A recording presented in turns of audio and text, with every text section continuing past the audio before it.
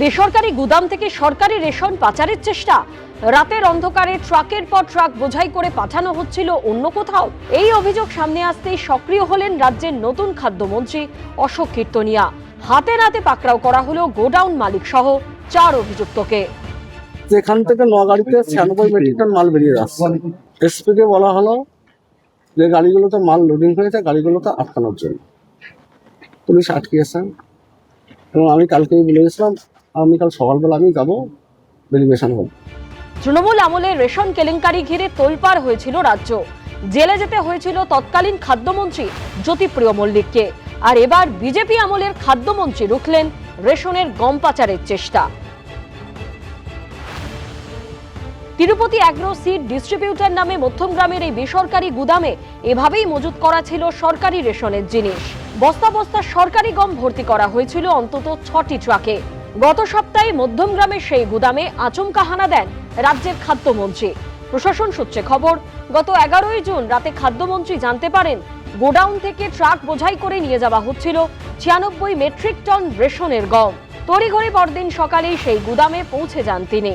কেন ট্রাকে ভর্তি করা হয়েছিল রেশনের গম তা নিয়ে খাদ্যমন্ত্রীর প্রশ্নে অস্বস্তির মুখে পড়ে যায় গোডাউন কর্তৃপক্ষ। 105.531 মেট্রিক টন মাল থাকা উচিত আমাদের গোডাউন অ্যাজ পার পেপারস অনুযায়ী।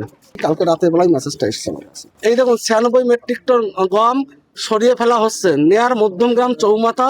তিরুপতি উদ্যোগের অ্যাগ্রো সিডের মালিক প্রমোদ আগরওয়াল এতটাই প্রভাবশালী, আইসিডিএসের সাথে আমাদের লিঙ্ক করে রাখা আছে। রেশনের যেমন পার্ট আছে অ্যাজ পার রুলস অনুযায়ী, যেটা ল আইনের মাধ্যমে যেটা হয় সেটা হবে। খাদ্যমন্ত্রীর নির্দেশে মধ্যমগ্রাম থানায় লিখিত অভিযোগ দায়ের করেন খাদ্য ও খাদ্য সরবরাহ দপ্তরের চিফ ইন্সপেক্টর। সেই অভিযোগের ভিত্তিতে দায়ের হওয়া এফআইআর এর ভিত্তিতে গ্রেপ্তার করা হয় গোডাউন মালিক প্রমোদ আগরওয়াল, সতীশ আগরওয়াল, বিশাল আগরওয়াল, আকাশ আগরওয়ালকে। গোটা বিষয়টি তদন্ত করছে বারাসাত পুলিশ জেলার এনফোর্সমেন্ট ব্রাঞ্চ।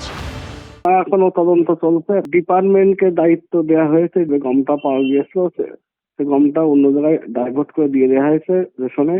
আরেকটা গোডাউন হয়েছে, সে গোডাউনে মাল মেলেনি, ও কন্টিনিউ হবে। বৃহস্পতিবার ধৃতদের বারাসাত আদালতে তোলা হলে গোডাউন মালিক প্রমোদ আগরওয়ালকে জেল হেফাজতে পাঠান বিচারক। বাকি 3 জনকে পাঠানো হয়েছে পুলিশ হেফাজতে। সমীরণ পালের রিপোর্ট, এবিপি আনন্দ, উত্তর 24 পরগনা। এবিপি আনন্দ, এগিয়ে থাকে, এগিয়ে রাখে।